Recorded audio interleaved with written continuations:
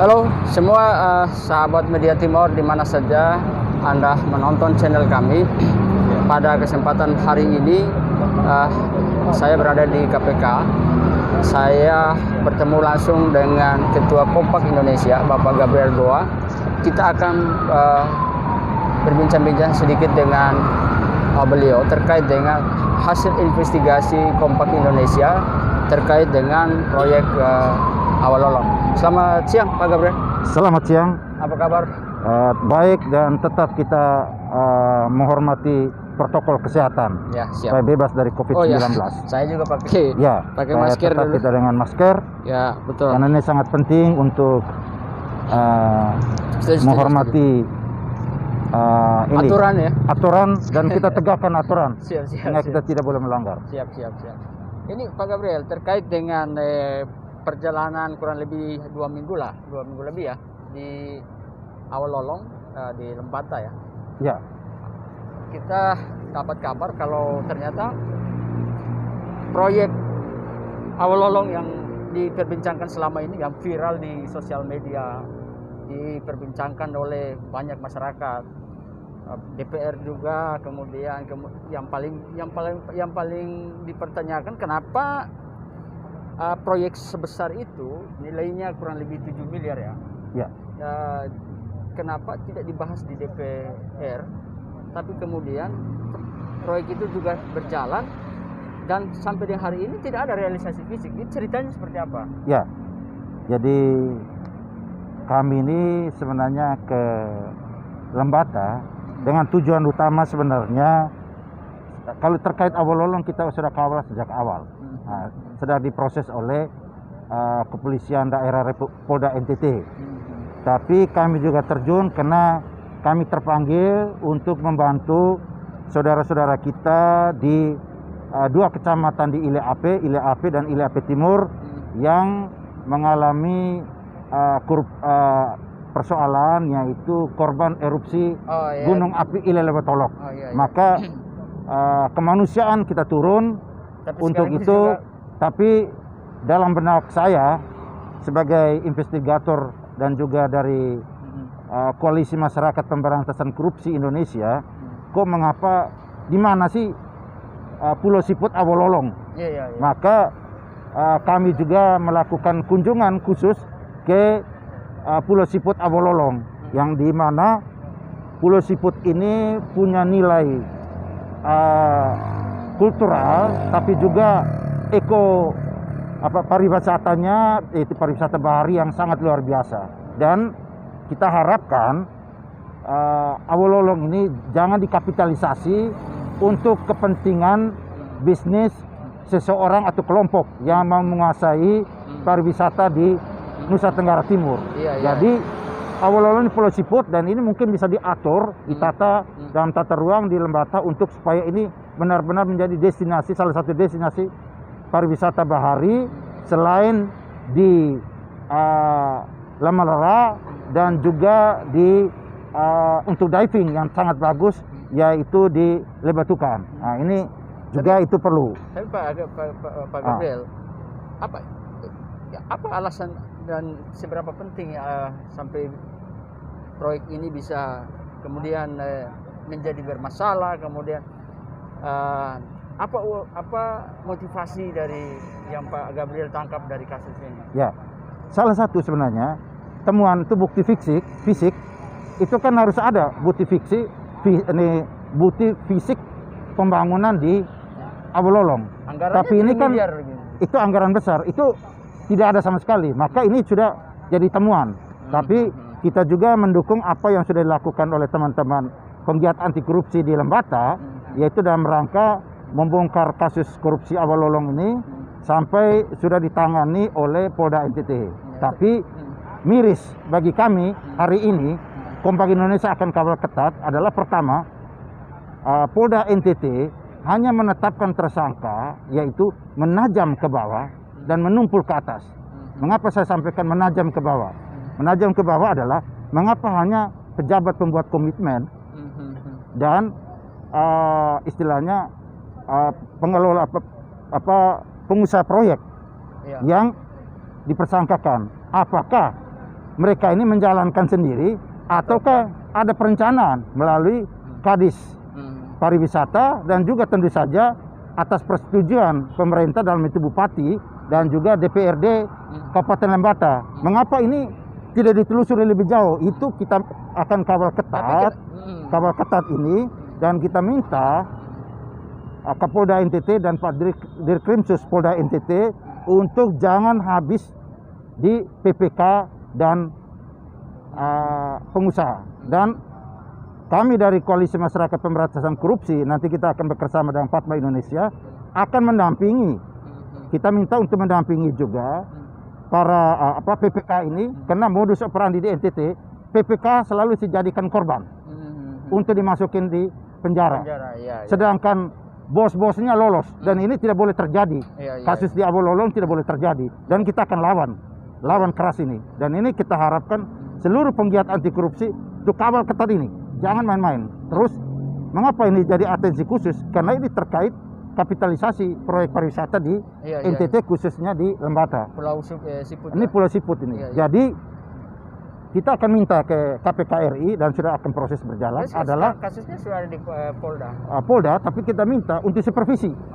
Supaya perkara ini tidak hanya menajam ke bawah, hanya kena PPK, pejabat pembuat komitmen dan pengusahanya, tapi juga harus menyentuh ke atas. Dan ini kita akan dampingi mereka sebagai justice kolaborator, yaitu siapa?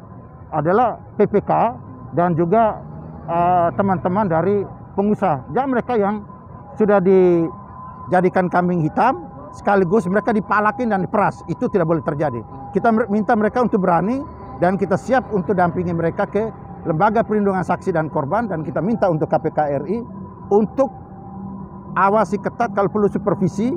Kalau memang ada didugaan ada permainan di Polda NTT, kita minta KPK untuk ambil alih penanganan ini. Karena ini tidak main-main ini. Proyek pariwisata ini. Anggarannya 7 miliar, sudah ada realisasi anggaran sebesar kurang lebih 85% ya. Jadi sisa 15%, itu artinya masih sisa 1 miliar lebih lah. Jadi kita minta, kita akan dampingin pejabat pembuat komitmen, jangan takut untuk lewat tanah Lembata yang bersih dan bebas dari korupsi. Dia harus berani untuk mengungkap, dan kita akan minta dampingan dari Lembaga Perlindungan Saksi dan Korban dan juga pengawalan dari Komnas HAM dan Ombudsman, juga dari KPK RI. Itu sangat penting, karena kita juga minta KPK RI untuk mengawasi khusus juga, selain Abololong ini, juga mengenai dana-dana yang dicairkan ke Lembata dalam kaitan untuk korban erupsi Gunung Api Ilelewotolok. Ini juga perlu ada transparansi. Uang yang disumbangkan itu perlu ada pertanggungjawaban publik. Jangan sampai ini akan terjadi double, dan yang kedua dikorupsi. Itu yang kita tidak akan kawal ketat. Pak Gabriel, ini yang menarik ini, ada 2 kali adendum proyek ini. Iya. Nah, 2 kali adendum proyek ini, masa sampai terakhir juga fisiknya itu 0% gitu. Jadi fisik ini itu hanya tiang kecil aja. Saya sudah sampai di situ. Kami minta izin ke lewat tanah supaya ini kita buka ini. Tapi kenapa Mas, kalau mestinya kan dalam sebuah proyek itu, kalau misalnya realisasi fisik berapa, berarti anggaran dicairkan sesuai dengan realisasi sangat itu. Tepat. Kan ada install 1, install 2, install 3. Di sini peran BPK di mana? Pengawas keuangan. BPKP di mana? Terus DPRD di mana? Jangan sampai ini ada kong kali kong.